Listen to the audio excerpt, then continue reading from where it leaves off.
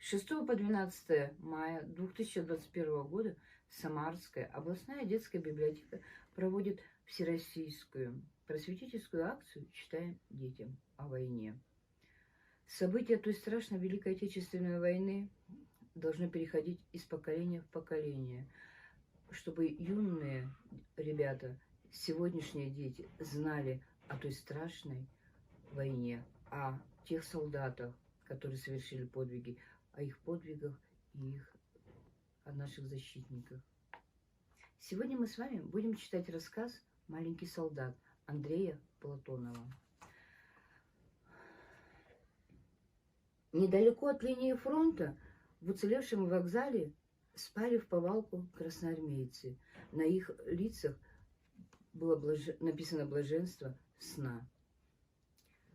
Не так недалеко под парами стоял тепловоз. В здании вокзала посреди вокзала стояли два майора, похожие друг на друга, но не внешностью, а морщинистыми, добрыми лицами. Оба майора держали мальчика лет 10. К одному майору он очень крепко прижимался лицом и не хотел его отпускать руку, а руку второго майора он старался оттолкнуть.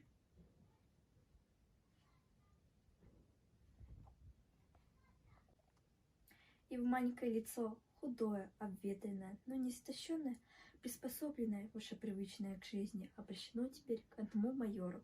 Светлые глаза ребенка ясно обнажали его грусть, словно они были живой поверхностью его сердца. Он тосковал, что разлучается с отцом или старшим другом, которым, должно быть, доводился ему майор. Второй майор привлекал ребенка за руку к себе и ласкал его, утешая, но мальчик, не отымая своей руки, оставался к нему равнодушным. Первый майор тоже был опечален. Он шептал ребенку, что скоро возьмет его к себе и снова встретится для неразлучной жизни, а сейчас они расстаются на недолгое время. Мальчик верил ему, однако и сама правда не могла утешить его сердце, привязанного лишь к одному человеку и желавшего быть с ним постоянно и вблизи, а не вдалеке. Ребенок знал уже, что такое даль, расстояние во время войны. Людям оттуда трудно вернуться друг к другу, поэтому он не хотел разлуки, а сердце его не могло быть в одиночестве. Оно боялось, что, оставшись одно, умрет. И в последней своей просьбе и надежде мальчик смотрел на майора, который должен оставить его с чужим человеком.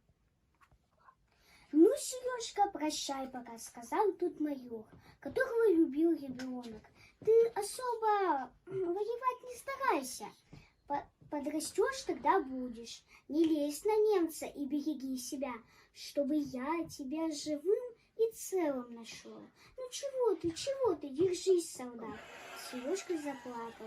Майор поднял его к себе на руки и поцеловал в лицо несколько раз. Потом майор пошел с ребенком к выходу, и второй майор тоже последовал за ними, поручив мне сторожить оставленные вещи. Вернулся ребенок на руках другого майора. Он чуждо и робко глядел на командира, хотя этот майор уговаривал его нежными словами и привлекал к себе, как умел. Майор, заменившись ушедшего, долго увещал умолкшего ребенка, но тот, верный одному чувству и одному человеку, оставался осужденным. Невдалеке от станции начали бить зенитки. Мальчик вслушался в их гулкие мертвые звуки, и во взоре его появился возбужденный интерес. «Их разведчик идет», — сказал он тихо, будто самому себе. «Высоко идет, и зенитки его не возьмут. Туда надо истребителя послать». «Пошлю», — сказал майор. «Там у нас смотрят нужный нам поезд. Ожидался лишь на завтра». И мы все трое пошли на ночлег в общежитие. Там майор покормил ребенка из своего тяжелого нагруженного мешка. Как он мне надоел за войну, этот мешок, сказал майор. И как я ему благодарен. Мальчик уснул после еды, и майор Бахичев рассказал мне про его судьбу. Так этот сын любил своего отца и помог ему. А вскоре этот мальчуган пробрался подали в тыл противника. Там он узнал по признакам, где командный пункт полка или батальона, обошел подаль вокруг 3 батарей. Запомнил все точно. Память же ничем не порченная. Вернулся домой и указал отцу по карте, как оно есть и где что находится. Отец подумал, отдал сына ординарству для неотлучного наблюдения за ним и открыл огонь по этим пунктам. Все вышло правильно. Сын дал верные засечки. Он же маленький, этот Сережка. Неприятель его за суслика в траве принимал. Пусть дескать шевелится. А Сережка, наверное, и травы не шевелил. Без вздоха шел. Сергей Лобков был сыном полковника и военного врача. Отец и мать его служили в одном полку, поэтому и своего единственного сына они взяли к себе, чтобы он жил при них и рос в армии. Сереже шел теперь 10-й год. Он близко принимал к сердцу войну и дело отца и уже начал поднимать политически.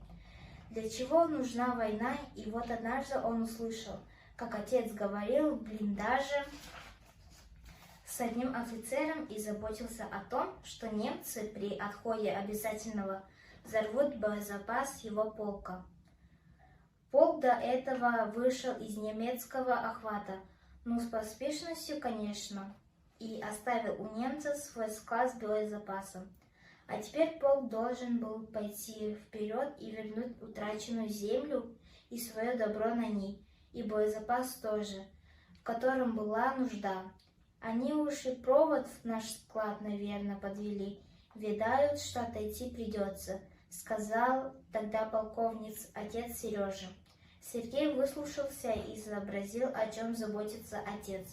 Мальчику было известно расположение полка до отступления, и вот он маленький, худой, хитрый, прополз ночью до нашего склада. Перерезал взрывной замыкающий провод и оставался там еще целые сутки, сторожа, чтобы немцы не исправили повреждения.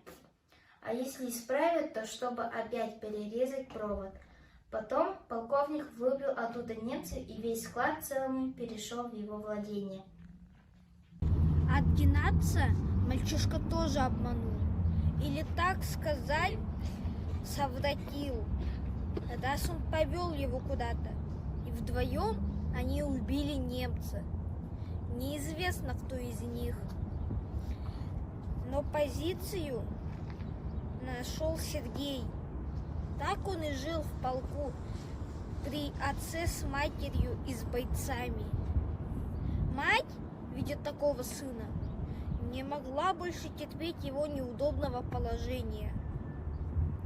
И она решила отправить его в тыл на эвакуацию. Но Сергей уже не мог уйти из армии. Характер его втянулся в войну, и без войны ему не было терпения жить.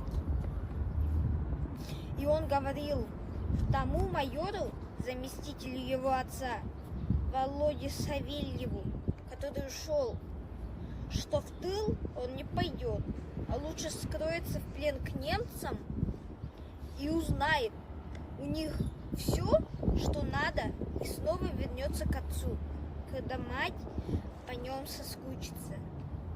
И он бы сделал, пожалуй, так, потому что у него воинский характер. А потом случилось вечное горе, и в тыл мальчишку негде стал отправлять. Отца его полковника серьезно поранило. Хоть и будь, говорят, был слабый, и он умер через 2 дня в полевой госпитале. Мать тоже захворала, затомилась. Она была раньше еще изучена 2 осколочными ранениями. Одно было в полности. И через месяц после мужа тоже скончалась. Может, она еще по мужу скучала? Остался этот Сергей сиротой. Кому он нужен, кроме армии? Командование полком принял майор Савельев. Он взял к себе мальчика и стал ему отцом вместо родных, вместо отца и матери, всем человеком. Мальчик ответил Володе тоже всем сердцем. Оно уже у него целое, а куда он успел его истратить?